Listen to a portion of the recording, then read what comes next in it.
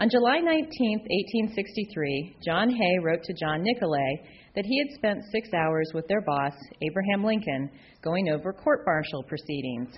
Hay noted that despite the long hours, Lincoln was invigorated after wielding his pardoning pen. The president, Hay observed, caught at any fact which would justify him in saving the life of a condemned soldier. But as our next speaker, Ron Sedalter, will describe, not every condemned prisoner warranted Lincoln's famed leniency. Ron Sedalter first came across the case of executed slave trader Nathaniel Gordon as an undergraduate in a Lincoln day-by-day class at Brown University in the 1960s. Copying every microfilmed document he could find on the case, he intended to return to the Gordon story, only to find that the permanency of 1960s photocopy technology was not as lasting as his interest in the Gordon story. And as Ron tells it, he went back to his photocopies and they were all completely white and had nothing on it because 1960s photocopies did not stay intact. So he put the project aside to then embark on a remarkably varied career in education, folk culture, museum curatorship, scrimshaw art, and special effects and animation production, while also pursuing interests in flamenco guitar, collecting folk ballads, and Western memorabilia. But Nathaniel Gordon and the slave trade still captured his interest after a 40-year hiatus and inspired his new book, Hanging Captain Gordon, as well as his current project of writing a comprehensive study of the trafficking in humans in America today. To tell us about Abraham Lincoln, Nathaniel Gordon, and the slave trade, I give you Ron Sedalter.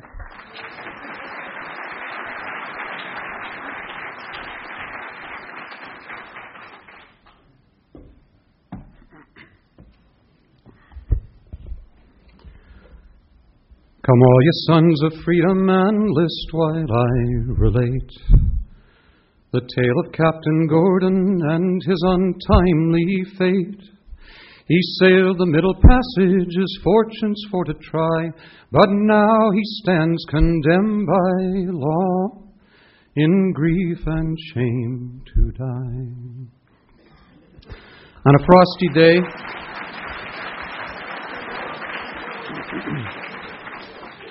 glad you came back from lunch. On a frosty day in late February 1862, at a little past noon, 400 people stood solemnly in the walled-in stone courtyard of the Tombs, New York City's prison. 80 were Marines, dressed in Union blue and standing rigidly at attention with loaded rifles and fixed bayonets. The rest of the crowd consisted of reporters, politicians, and observers who had cadged invitations to an unusual execution. The condemned, flanked by government officials, was a small, dark-haired man in a black frock coat. His arms were pinioned, a black hood covered his face, and a noose encircled his neck. The other end of the rope connected to the cross beam of a gallows. He had been convicted of, quote, piratically confining and detaining Negroes with intent of making them slaves. His name was Nathaniel Gordon, and he was about to become the only man in the history of the country, and probably that of the world, ever to be hanged for the crime of slave trading. Article 1, Section 9 of the Constitution addresses the slave trade by refusing to address it. It stipulated that Congress couldn't interfere with the importation of slaves for another 20 years. In other words, we'll just let the next guys worry about it. Interestingly enough, Congress did choose to act regarding the slave trade well before the 20-year restriction had expired. Only 5 years after Washington's inauguration, in the first action taken by any nation against the slave trade, a law was passed prohibiting exporting slaves from the United States to a foreign country. And it also stipulated that it was illegal to, quote, build, fit, equip, load, or otherwise prepare a vessel within our borders for slave trading. Now, this was the first in what was to be a series of increasingly restrictive laws directed against the slave trade and culminating in the Piracy Act of 1820, which stated that any U.S. citizen on the crew of a foreign vessel or anyone at all serving on a U.S. ship that, quote, seized a Negro or mulatto shall be adjudged a pirate and shall suffer death, If we catch you trafficking in slaves, we're going to hang you. But if the South still wanted slaves, and if the northern ships' captains and entrepreneurs were only too happy to supply them, then why pass these laws and pass them nearly unanimously at that? Well, the simple fact is the South felt it had enough slaves. Southerners were terrified of a population of slaves and free blacks that would grow to outnumber their own. They were well aware of what had happened in Haiti just a few years earlier when the slaves rose and took over the island. There were sporadic slave revolts in the South. They were small, they were scattered, and they were easily and brutally put down, but still they were frightening to the Southerners. And, in fact, the slave and free black population did grow in America at a much faster rate than that of whites. So America's need for slaves was dwindling. Laws forbidding trafficking were enacted, and the slave trade ended, right? Thank you, Fred. As the South's demand lessened, that of Brazil and Cuba grew to bursting with demands for slaves to work in the sugar and the coffee fields. The prices were not as high as those paid on the auction blocks of, say, Charleston, Mobile, or Atlanta, but they were still high enough to attract thousands of ships to Africa's coastal slave markets. But what about all those laws? Well, there was little need to worry on that account either, because despite placing heavy penalties of fine, forfeiture, imprisonment, and even death on violations of the acts, the government did virtually nothing to enforce them. Ships by the thousands sailed with impunity from New York, New England, for the coast of Africa, where they loaded their holds with slaves and delivered them to Rio and to Havana. Arrests were few, convictions even fewer, and it seemed no one wanted to kill the golden goose. Besides, why enforce laws simply for having an American take slaves from Africa to a foreign country when it's perfectly legal for me to sell my slaves from, say, Virginia to Louisiana? It's none of our concern. Finally, in 1842, our government signed a treaty with our old nemesis, Great Britain, that resulted in each of the two countries forming a small armed fleet, an African Squadron, to curb the traffic. The British fleet was incredibly successful. In 6 years alone, they captured over 500 vessels containing 40,000 captives.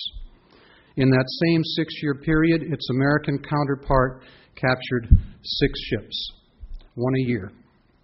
The American squadron, which consisted of only a few slow, antiquated vessels, not only didn't capture slavers, it didn't really try to. Their official mandate from the government was to ensure the rights of American merchant seamen. In other words, keep the British the hell off our ships. And if you happen to come across a slaver, you might consider apprehending it. Predictably, their record was dismal. And on those occasions, when they actually did manage to capture a slaver, the captain and crew were almost invariably released in court due to pro-slavery judges, corrupt officials, and bribed or sympathetic juries. Despite being caught at sea with holds full of suffering and often dying captives below deck, in over 4 decades, not a single slave trader was hanged, and few were punished at all. And except for a small vocal group of abolitionists and newspaper editors, nobody really seemed to care. Perhaps had they known of the conditions aboard a slave ship, they might have. Attrition was the inevitable result of any slaving voyage. There would always be deaths. It was just a question of numbers. The deaths were frequent enough, however, that the crewmen of slavers often told of the schools of sharks that followed their ships all the way from Africa to their final destination. Much has been written about the horrors of the Middle Passage.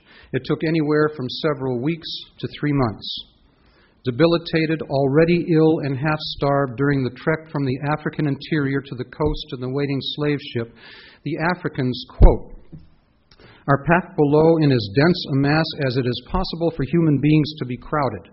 The space allotted them being about 4 feet high between decks, there of course can be but little ventilation. These unfortunate beings are obliged to attend to the calls of nature in this place, tubs being provided for the purpose. And here they pass their days, their nights, amidst the most horribly offensive odors of which the mind can conceive. and this under the scorching sun of Africa, without room enough to sleep, with scarcely space to die in. With daily allowance of food and water barely sufficient to keep them alive, and when the voyage has much exceeded the shorter time, disease has appeared in its most appalling forms, the provisions and water are nearly exhausted, and their sufferings are terrible. The death rate among the captives varied depending on the length of the voyage, the severity of conditions on board, and the callousness of captain and crew. It averaged 17.5% among American slavers. In other words, out of every 1,000 Africans shipped as slaves, an average of 175 perished. They died of disease, thirst, starvation, suffocation, exhaustion, suicide, and sometimes simply despair. Stories abound of slaver captains who chose to jettison their cargo rather than face fine, imprisonment, or forfeiture of their vessels. One such slaver, an Englishman named Homans, had already completed 10 successful voyages, delivering around 5,000 Africans to the shores of Brazil and Cuba.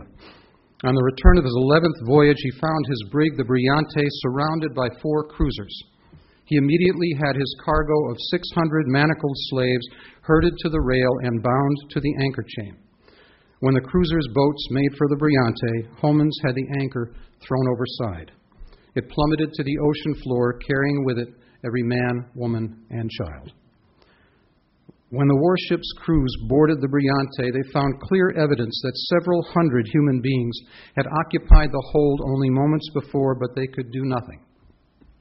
They were forced to release the brig as Homans, quote, jeered in their faces and defied them as they stood on his deck. What would allow for such a callous disregard for life? In a word, greed. In fact, a successful slaving voyage was profitable beyond all reason. It's been estimated that during the 1800s, a slave purchased in Africa for around $40 worth of trade goods would bring a price ranging from $400 to $1,200. Therefore, the selling price of a cargo of, say, 800 slaves ranged between $320,000 and $960,000. Even after factoring in the cost of outfitting the ship, paying off all the people involved in the voyage, and the inevitable loss of inventory, a successful slaving expedition realized a profit many times in excess of its initial investment. Consider that $100 in the 1850s would be worth around $4,000 today, and the allure of such a venture becomes apparent. Given such returns, one successful voyage could easily make the fortunes of investors and captain. A slaver's occupation was not a delicate one. As far back as 1706, the commander of Britain's Royal Africa Company wrote, "Your captains and mates must neither have dainty fingers nor dainty noses. It's a filthy voyage, and few men are fit for it but them that are bred up to it." Such a man was Nathaniel Gordon. He was a young Portland, Maine sea captain with a lovely wife and a small son. Gordon's ancestors had arrived on these shores in 1621 and made their living from the sea. Nathaniel's chosen method was both disreputable and illegal. He'd already commanded at least 3 slaving voyages and had embarked on his 4th. He sailed to the Congo River, where in August of 1860 he crammed 897 Africans, half of them children, into the hold of his small ship, the Erie, and bore away for Havana. As the New York Times would later write, had he reached the port of destination with the usual proportion of living Negroes, an immense fortune would have been made, and in that event, as he declared, he would have returned to the United States rich and contented. But it was ordained otherwise. Captured by sheer chance by a ship of the African Squadron only 2 hours off the mouth of the Congo River, Gordon was taken to New York City for trial in federal court. This was an irony in and of itself, considering New York was then and had been for many years the epicenter of the slave trade in the United States. It had financed, fitted out, and sent forth more expeditions than any other port, north or south. Here, the few slavers who were apprehended were either let go or given a token slap on the wrist. The courts were lenient to the point of distorting the laws, and jailers often looked away as slavers escaped, usually to go to sea once more. The U.S. Attorney, a man named Roosevelt, had no particular interest whatever in prosecuting slaving cases, and if all this were not enough, James Buchanan, who was president at the time of Gordon's arrest, had gone on public record to say that he would never hang a man for slave trading. Then came the 1860 election of Abraham Lincoln, and a strongly Democratic, Southern-leaning New York City found itself with a new Republican U.S. attorney, a man named Edward Delafield Smith, who entered his office determined to put an end to the slave trade, and he made Nathaniel Gordon his personal demon. Charged under the 1820 Piracy Act, the slaver had a veritable dream team defending him under the leadership of the brilliant former judge Gilbert Dean. But the old spurious arguments that had for decades served to set slavers free no longer worked. It took over a year and 2 trials, but Delafield Smith won his conviction. On November 30, 1861, Judge William Shipman, trying his first slave trade case, sentenced Gordon to death.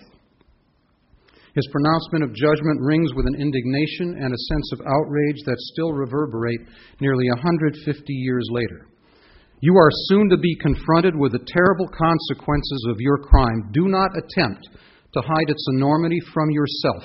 Think of the cruelty and wickedness of seizing nearly 1,000 fellow beings who never did you harm, and thrusting them beneath the decks of a small ship beneath a burning tropical sun to die of disease or suffocation or be transported to distant lands and be consigned, they and their posterity, to a fate far more cruel than death. Shipman sentenced Gordon to hang on February the 7th, 1862. After Gordon's conviction, there was only one avenue of appeal, and that was directly to the president. Although only a year into his first term, Lincoln had already earned a reputation for the liberal use of the power to pardon.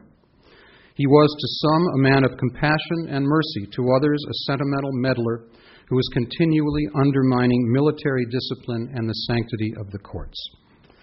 2 men who felt that Lincoln had to be protected from his own kinder instincts were members of his own cabinet, Secretary of the Navy Gideon Welles and Attorney General Edward Bates.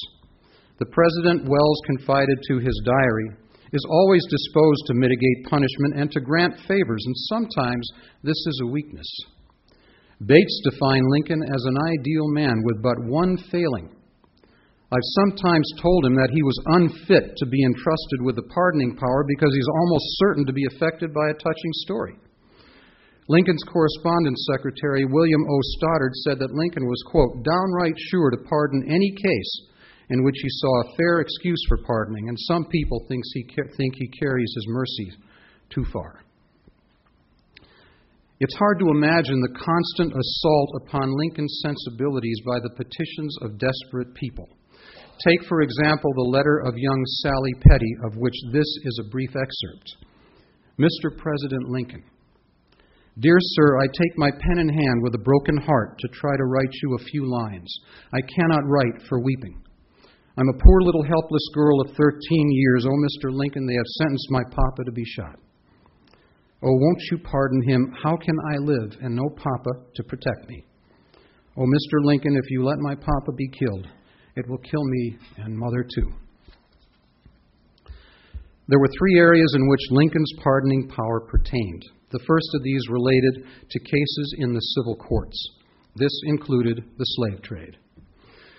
According to the records of the State and Justice Departments, Lincoln reviewed 456 civil cases, 375 of which received pardons. The second category in which Lincoln had pardoning power was in military cases, and it was here that he received the most criticism for what was perceived, and not without some justification, as his interference in the flow of military justice and discipline. Lincoln did, in fact, have a tendency to pardon boys who'd fallen asleep on guard duty or who had deserted. His inclination towards mercy was certainly not lost on his generals. William T. Sherman made his frustration known in an 1864 letter to the Judge Advocate General, writing that, quote, he planned to execute a good many spies and guerrillas without bothering the president. We all know, he wrote, that it is very hard for the president to hang spies even after conviction when a troop of his friends follow the sentence with earnest appeals. Sherman once commented that 40 or 50 executions now would in the next 12 months save 1,000 lives. General Joseph Hooker once sent an envelope to the president containing the cases of 55 convicted and doomed deserters. Lincoln merely wrote "pardoned" on the envelope and returned it to Hooker. But Lincoln's approach to clemency for those in the ranks was neither whimsical nor haphazard. He believed that the most serious offenders should be punished, and they often were. But he would not countenance taking life if no good would be served.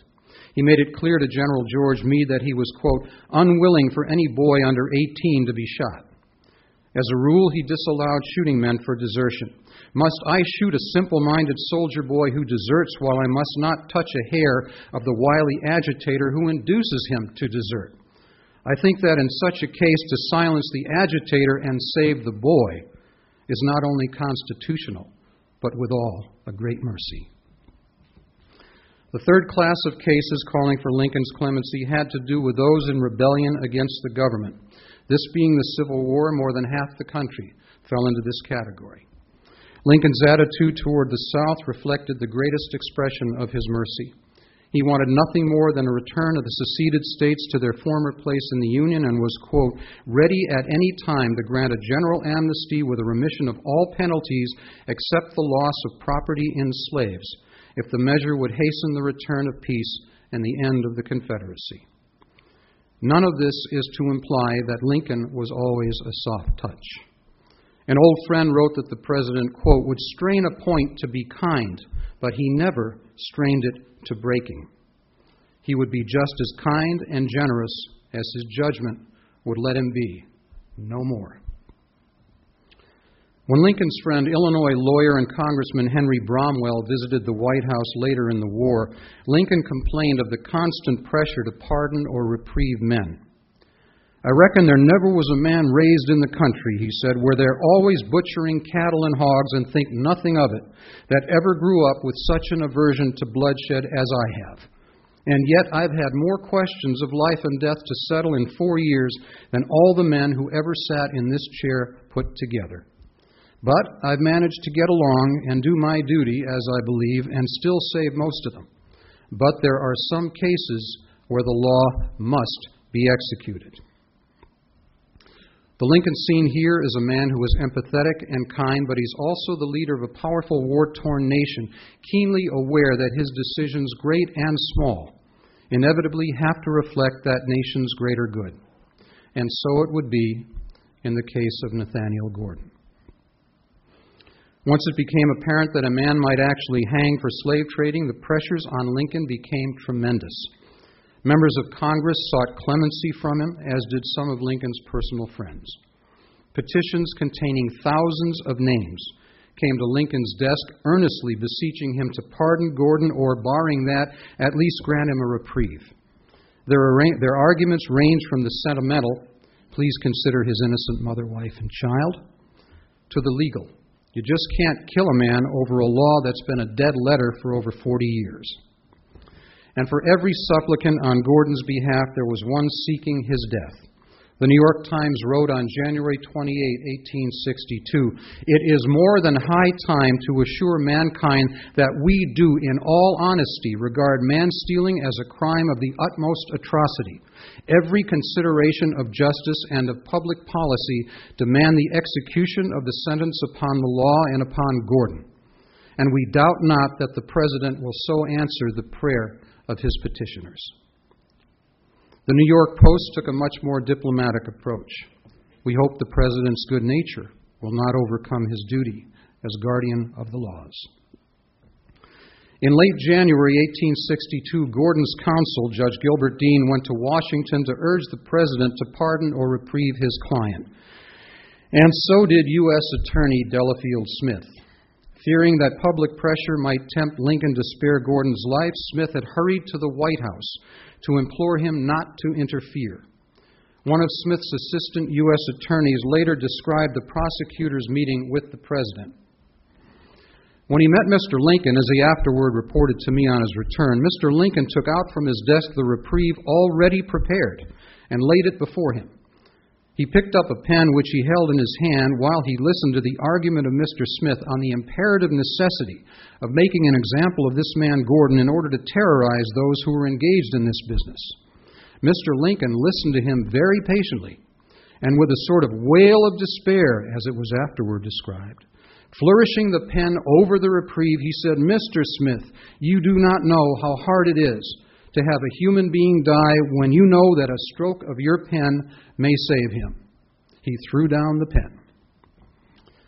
The prosecutor need not have worried about Lincoln's resolve. This little tale of Smith showing the proper course to a wailing and wavering Lincoln makes for a good story, but it has more than a touch of the apocryphal about it. One thing it does not address.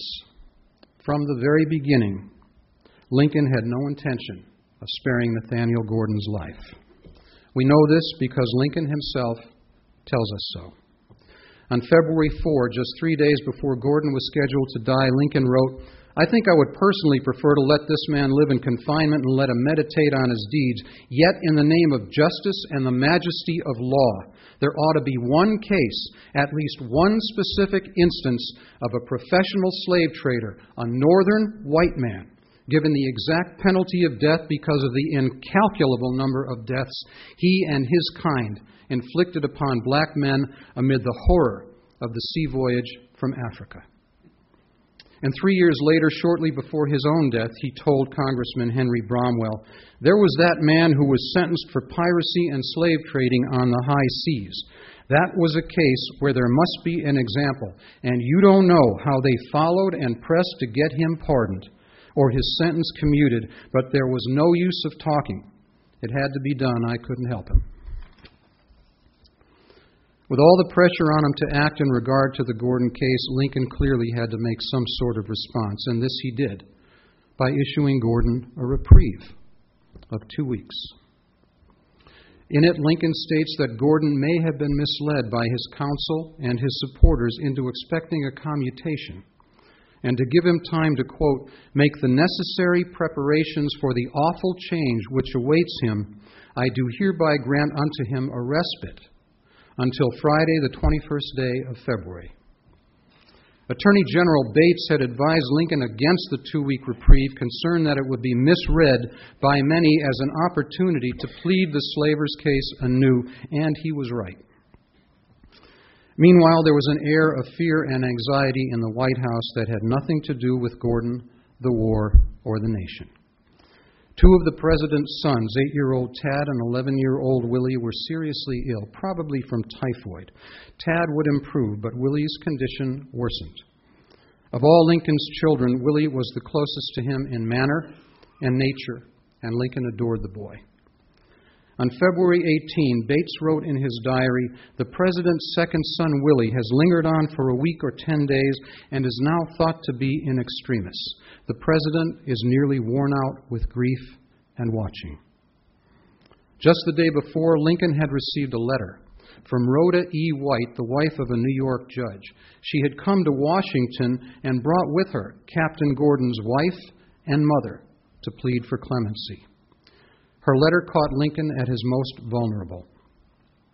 "I would not intrude upon the sanctity of your sick room and upon your hours of grief, but for the sake of mercy and for the sake of an afflicted mother and wife who are bowed down with sorrow and look to God and to you to lift the heavy burden they are suffering under." The president refused to see them. However, Rhoda White and the Gordon ladies were granted an audience with Mrs. Lincoln. Mary, emotional at the best of times, had no doubt come from her son's bedside to meet with the desperate women. During the interview, Gordon's wife Elizabeth presented the First Lady with a poem of her own composition. It began, "Madam, within your power it lies to save my husband from an early grave and rescue from a life of shame the wife and child who bear his name. Touched by Elizabeth's plight, Mary Lincoln attempted to discuss the subject of Gordon's commutation with her husband. In the words of the U.S. Marshal assigned to the Gordon case, the President would not allow his wife to broach the subject, and poor Mrs. Gordon returned to New York heartbroken and disconsolate. The night before his scheduled execution, Gordon poisoned himself in his jail cell. He was revived, however, and at noon the next day, the Marshal raised his sword and Captain Nathaniel Gordon died on the gallows. So why did Abraham Lincoln, a man rightly known for his merciful leanings, a man who at this particular moment surely knew the meaning of loss, refuse to give Gordon his life? There were several reasons. One was personal. Lincoln had always been clear on his feelings toward the institution of slavery. I've always hated slavery about as much as any abolitionist. But he made no secret of his position on the legality of slavery where it already existed. In 1858, he stated, "I've said it 100 times, and I have now no inclination to take it back, that I believe there is no right and ought to be no inclination in the people of the free states to enter into the slave states and interfere with the question of slavery at all. I have said that always." If slavery was to end, it must be through the force of law, and Lincoln was fully prepared to put aside his personal feelings, strong though they might be, in deference to it. However, he had no such ambivalence regarding the slave trade. He abhorred it, and more to the point, the law forbade it. In his Peoria speech, he suggested that Southerners, in kinship with the North, saw the slave trader as an arch villain. The poor Negro, he said, has some natural right to himself. Those who deny it and make mere merchandise of him deserve kickings, contempt, and death. On one of the numerous occasions when Lincoln was asked to consider mercy for the slaver, he responded, "I believe I'm kindly enough in nature and can be moved to pity and to pardon the perpetrator of almost the worst crime that the mind of man can conceive or the arm of man can execute. But any man who for paltry gain and stimulated only by avarice can rob Africa of her children to sell them into interminable bondage, I will never pardon." Second, with the execution of Gordon, the President could at least achieve one clear-cut dramatic victory in the world's eyes at a time when military triumphs were rare. Lincoln was far from pleased with the war's progress. The Union defeats at Bull Run and Ball's Bluff had stunned the nation, and Major General George McClellan was already showing the arrogance and the unwillingness to fight that would so infuriate the President over the next several months. Now, in the case of Nathaniel Gordon, Lincoln could show Congress, the military, the nation at large, and the nations of the world that the new government had the commitment and the fortitude to take an old, dusty, but potentially powerful law and allow it to work in the manner intended by its authors so many years before. As the New York Times put it, henceforth the government of the United States washes its hands completely of all complicity in the slave trade. There was another major reason for the President's refusal to grant mercy to Gordon, one that would not become evident for another 2 months. It involved reaching an accord with Great Britain. Relations between the U.S. and Great Britain had been strained since the beginning of the conflict. Largely for economic reasons, the British government expressed sympathy for the South. There is no doubt, said Chancellor of the Exchequer William Gladstone, that Jefferson Davis and other leaders of the South have made a nation. We may anticipate with certainty the success of the Southern states so far as regards their separation from the North.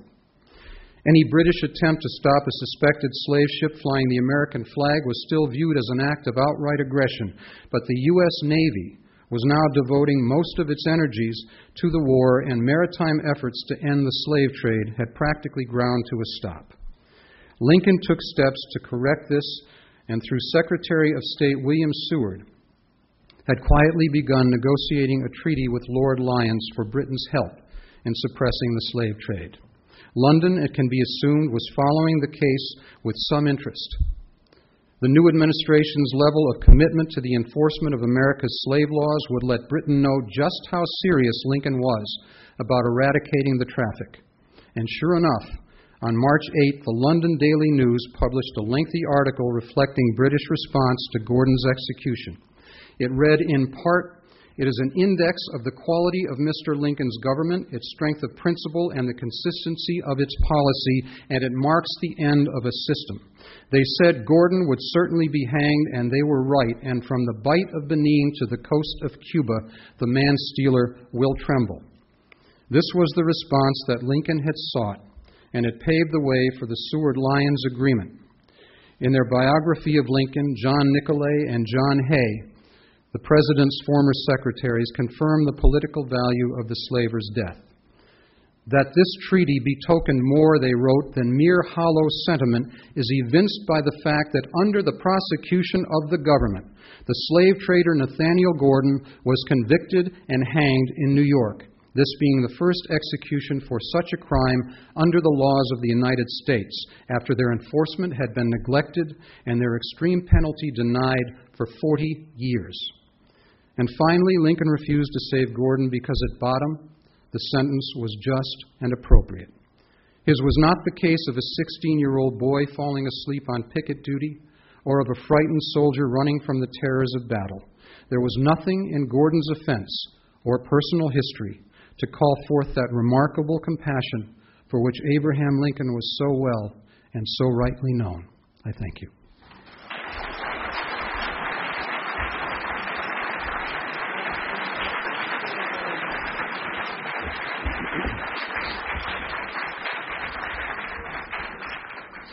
Thank you. I'm told that when you ask questions, please go to the mic. No questions? Bye.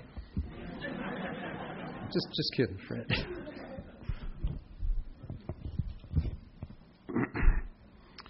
This lemming-like exodus for the mic. If the ships were captured over on the coast of Africa, did they take all of the slaves or the blacks back to Africa before they took the captain to New York? That's an excellent question. The first few slave ships that the African Squadron actually managed to capture, they didn't know what to do with what they called the cargo. And then they remembered Liberia, which had been established back in around 1820 as a free black colony, so they would deposit them there and help to contribute to what became a horrific social situation in Liberia, which had a caste system which included resident-imposed slavery, black on black. The cargo, if you will, of Gordon's ship, the Erie, 897 Africans, were then taken by a skeleton Navy crew and sailed 2 weeks to Liberia, to Monrovia. During the course of the voyage, 37 of them died. Sir. Congratulations on a terrific book. Thank you. I was struck that you didn't list among his reasons for doing this the fact that at the time he was consistently disappointing the abolitionists who were coming to him looking. Lincoln was under a lot of pressure from the abolitionist wing of his party, and up to that point had done very little for them. He was telling them what he couldn't do every time they came to... And this was something he could do that they wanted done. There's truth to that. He did, in fact, at times meet with Charles Sumner, met with Ralph Waldo Emerson, met with a number of people whose motivations were driven by abolition. Lincoln walked a very fine line as regarded abolition. Bear in mind that this is only the first year of the war, and he had to make a very, very careful way for himself in terms of what position he took so as not to appear to go over to the abolitionist camp. At this point, he was not claiming that the war was being fought for the liberation of slaves, nor would he for quite some time to come. But it's a good point. Sir? Have you hit manuscripts that describe British hypocrisy in the interdiction of slavers off the west coast of Africa? Oh, yeah. As I wrote in my book, the British abolished the slave trade in 1807, as any of us who have seen Amazing Grace can attest. Most of us, by the way, don't know that that was the year that our big anti-slave trade law was put in motion as well. The British set themselves up, mind you, they didn't abolish slavery, they abolished the British slave trade, and they set themselves up as the policemen of the seas, and they would interfere with the course of with slave ships of other nations, confiscate the slaves, and ostensibly repatriate them in Sierra Leone, but in point of fact, a great number of them were put to work as free colonists in the British plantations in the Caribbean. And many people don't know this, but the British profited by taking other people's slaves, reducing the commerce on the seas, and utilizing the captives themselves. Sir?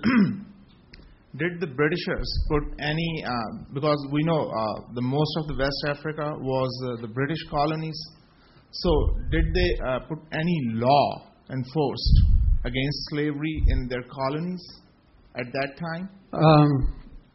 I'm sorry, did the British enforce any laws in their own colonies? Slavery? Yeah, in the colonies in the West Africa from where the slaves, they used to trade. I mean, they used to come to America or... the South America. You're asking about African colonies? Yes, African colonies. There was a pretty fair commerce back and forth in slaves, all the way up well into the 1850s. One of the reasons that the slave trade died, and I would love to say it was because they hanged Gordon, was that the market for slaves, rather than any British laws, was dwindling and dying. Brazil had shut off the importation of slaves by making a deal with Britain, about Cuba. They could, in essence, patrol Havana Harbor and keep slaves from coming into Cuba. So you've cut out Brazil, you've cut out Cuba, and the United States forget altogether, because even if the South had wanted more slaves, by that time the blockades up and down the East Coast would have prevented it. So the market itself died on its own. So any laws that the British might have instituted would have been meaningless. Any other questions? Yeah, I have a question for you, Ron. Sir. We know that, for instance, Congressman Brown of Rhode Island was very much involved in the slave trade and development of his fortune. Do you have, and I think we know that slave trading boats were syndicated rather like real estate partnerships today in New York, and do you have any records as to who the prominent people who were heavily involved in the slave trade and the degree of profit that they were making? That's a very good question. They had what they called in New York City, and it was down on South Street, way downtown, what they called the Portuguese Company, and it consisted of several well-established Portuguese slavers, and they had offices, and they would have entrepreneurial or wealthy New Yorkers come and invest in voyages. And it was known, and that was in the 1840s, 50s, and beyond that was formed the Spanish Company, which just took the Portuguese Company and inflated it. And it wasn't just Spanish. I mean, you had people investing in slaving operations like the Tiffany's. The Tiffany family made a ton of money in the slave trade. One of the founders of Brown University was involved heavily in the slave trade, and I believe there's a new book on him and his brother. One was for slavery, one was against it. Newport, Rhode Island, since you mentioned Rhode Island, Fred, was actually made wealthy by virtue of the slave trade. Tiny Rhode Island in 1 year sent out over 200 slaving expeditions. That was in 1807, 1808. So respectable people were making fortunes on the backs of African captives, and people who would surprise you to know their names. They were known. Nobody did anything about them. Karen. Ron, you want to talk a little bit about Gordon's experience in Eldridge Prison, and then also some of the tricks that the slave traders used, the Spanish papers, the crew? Slavers knew what they were doing. They carried a set of false papers. And if they were boarded by a ship of a certain country, they would show the papers of another country, making them nationals of that country. Gordon made the mistake when he saw a ship coming at him of thinking it was a British ship. So what did he do?